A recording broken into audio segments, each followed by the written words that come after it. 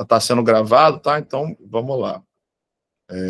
Primeiramente, eu queria agradecer a Valéria Buriti, secretária extraordinária de combate à fome do Ministério do Desenvolvimento Social, por conceder essa entrevista à Rádio Live 100.7 FM. Boa tarde, Valéria. Prazer ter você aqui com a gente. Boa tarde, Léo. Muito obrigada pelo convite. Então, vamos lá. Valéria, eu acho que o mais importante para a gente começar a nossa conversa, a senhora poderia explicar para os nossos ouvintes qual é a diferença entre fome e insegurança alimentar? Ok, então eu vou explicar qual é a metodologia que o Brasil tem usado desde 2004, que é a Escala Brasileira de Insegurança Alimentar. E ela tem 4 modalidades. A primeira é segurança alimentar, quando as famílias conseguem acessar os alimentos de forma contínua, tem uma diversidade na alimentação, tem uma permanência, né, no acesso à alimentação, isso é segurança alimentar. E aí tem 3 modalidades de insegurança alimentar. A primeira, o que a gente chama de leve, quando no domicílio tem uma preocupação de que no futuro a gente não consiga acessar alimento. Isso já é uma insegurança alimentar leve, mas a gente ainda não chama de fome. Tem a insegurança alimentar moderada, que é quando já começa a faltar, a diversidade dos alimentos diminui, já tem um problema de quantidade, os adultos têm que usar algumas estratégias para que as crianças do domicílio se alimentem, mas as pessoas ainda estão tendo acesso à alimentação. E a terceira modalidade de insegurança alimentar é a grave, que a gente chama de fome no Brasil, que é quando de fato tem uma privação. E essa escala, ela pergunta se nos 3 últimos meses a pessoa ou passou um dia sem comer ou se comeu apenas uma refeição por dia.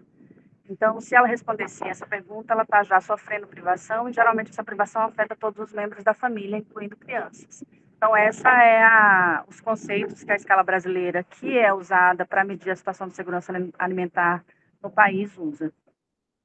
Perfeito. E em 2022, a fome ela retornou ao seu ápice, ela chegou ao seu ápice no país com 33,1 milhões de pessoas em insegurança alimentar grave, né, que a senhora caracteriza como fome, e 2 anos depois o índice voltou ao menor patamar que havia sido registrado na história. Então, entre 2023 e 2024, o governo retirou 26,5 milhões de pessoas da situação de fome, segundo dados do IBGE. Eu queria perguntar o seguinte: por que o Brasil voltou ao mapa da fome e como o atual governo conseguiu reverter esse cenário em apenas 2 anos? Olha, essas 2 respostas elas estão muito conectadas.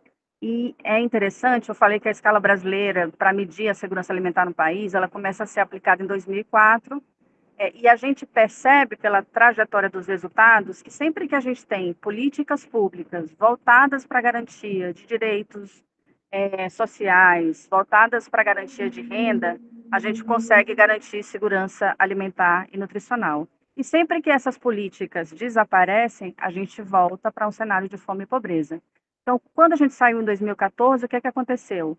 Uma política econômica que gerava emprego, que reduzia desigualdades e também um conjunto de políticas sociais, de saúde, de proteção social, de segurança alimentar e nutricional. E a valorização do salário mínimo. Quando a gente tinha esse conjunto de ações, a gente saiu do mapa da fome em 2014.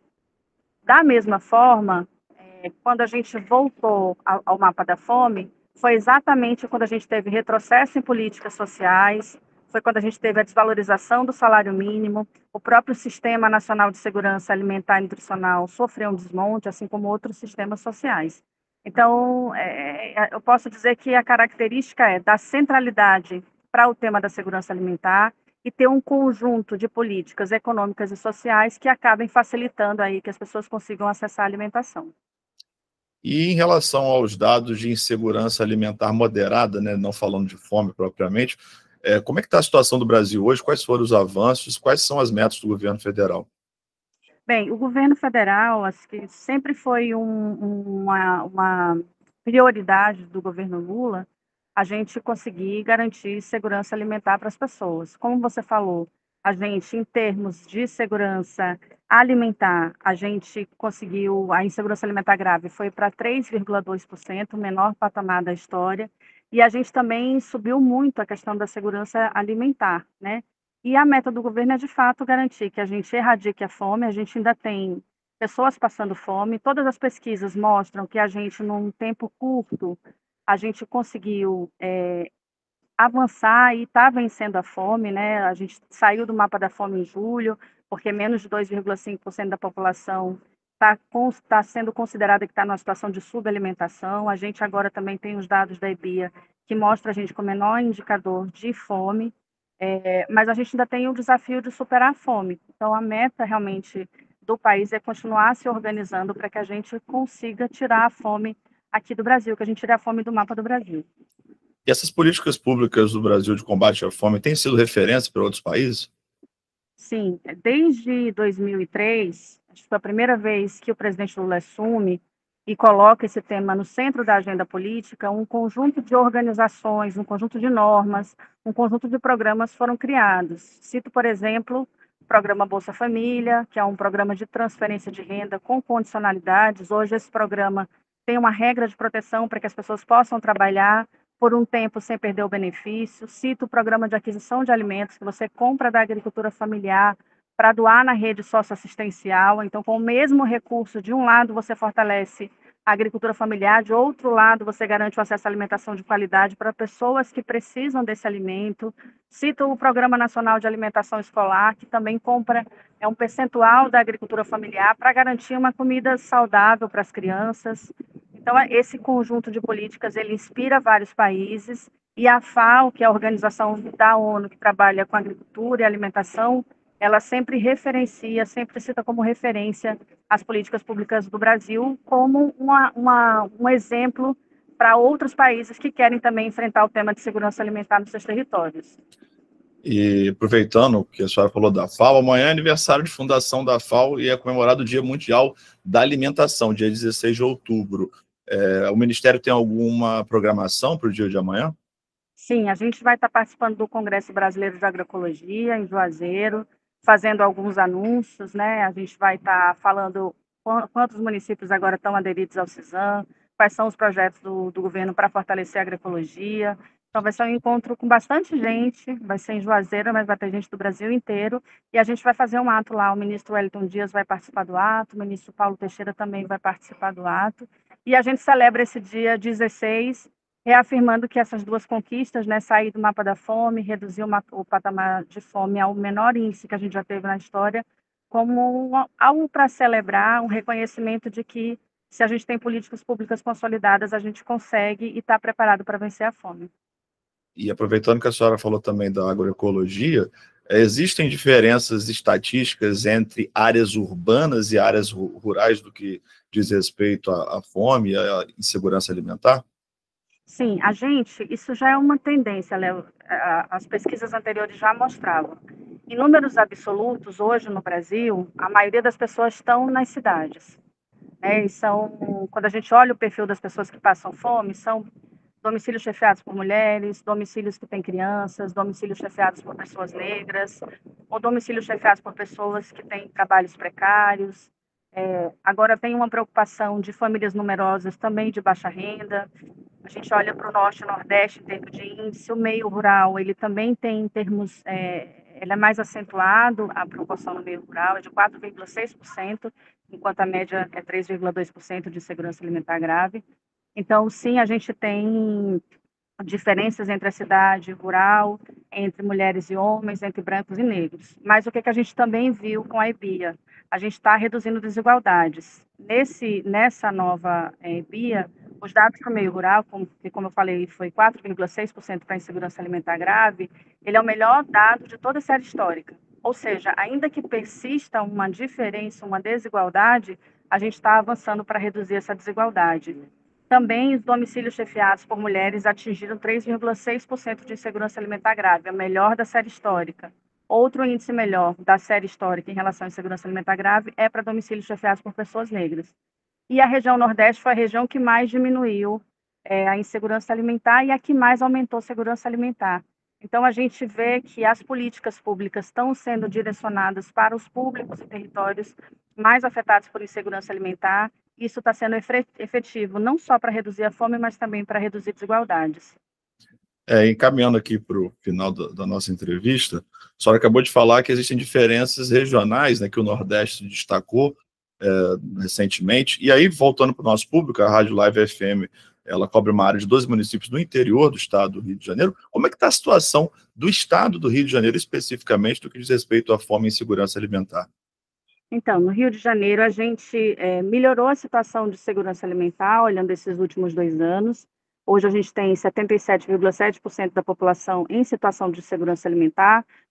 Na verdade, todas as regiões melhoraram essa questão de segurança alimentar. E também reduziu a situação de fome. A gente, no Rio de Janeiro, o índice é 2,5%. O que acontece? Como aí a gente tem grandes cidades, o Rio de Janeiro está na 6ª posição quando a gente olha para os estados com maior número de domicílios em situação de insegurança alimentar, né, insegurança alimentar grave. Então, hoje a gente tem, no Rio de Janeiro, 171 mil domicílios em insegurança alimentar grave, e no Brasil a gente tem cerca de 779 mil domicílios. Ou seja, a gente tem uma parcela grande dos domicílios em insegurança alimentar grave no Rio de Janeiro, né? Quando a gente olha o total de estados que concentram o maior número de pessoas em segurança alimentar grave, a gente está olhando primeiro para São Paulo, Bahia, Pará, Minas Gerais, Pernambuco e depois o Rio de Janeiro. Então, embora o Rio de Janeiro tenha melhorado seus indicadores, ele ainda é um estado que concentra em números absolutos, um número grande de domicílios em situação de insegurança alimentar grave. Perfeito. E para encerrar, a gente falou aqui dos números que melhoraram nos últimos 2 anos, e quais são as metas da Secretaria e do Ministério para o futuro? Bem, o nosso sonho, a nossa missão é que a gente tenha um Brasil livre da fome, né? E a gente tem ainda grandes desafios, que é garantir que hoje a produção de alimentos, o consumo de alimentos, isso que a gente chama de sistemas alimentares, né, esse conjunto de atividade, que vai desde a produção, comercialização, consumo, aproveitamento dos alimentos, que eles gerem saúde. A gente tem problemas além da fome, sobrepeso, obesidade, doenças crônicas não transmissíveis. Os sistemas alimentares têm um impacto grande no meio ambiente, e a gente está no momento que é preciso repensar, né, a forma como a gente lida com a natureza. E também esse novo regime climático acaba sendo um impacto na produção, na oferta de alimentos. A gente vê um número grande de enchentes, de ciclones, de seca. Isso está afetando a produção, a oferta, a disponibilidade dos alimentos. E então a gente tem o desafio de superar a fome, porque essa é a obrigação mais imediata quando a gente fala do direito humano à alimentação, mas avançar para a gente conseguir sistemas alimentares que sejam resilientes e garantam alimentos saudáveis e seguros para toda a população. E a especulação de preços com grandes distribuidores e produtores de alimentos também é um problema? Olha, preço de alimentos é algo que a gente está sempre atento, porque depende de vários fatores. A gente tem fatores conjunturais, tem fatores estruturais. Uma parte das políticas do governo, quando fortalece a produção de alimentos com plano safras, quando garante acesso à terra, quando garante fomento, é para que a gente consiga ir em causas estruturais que podem aumentar o preço de alimentos.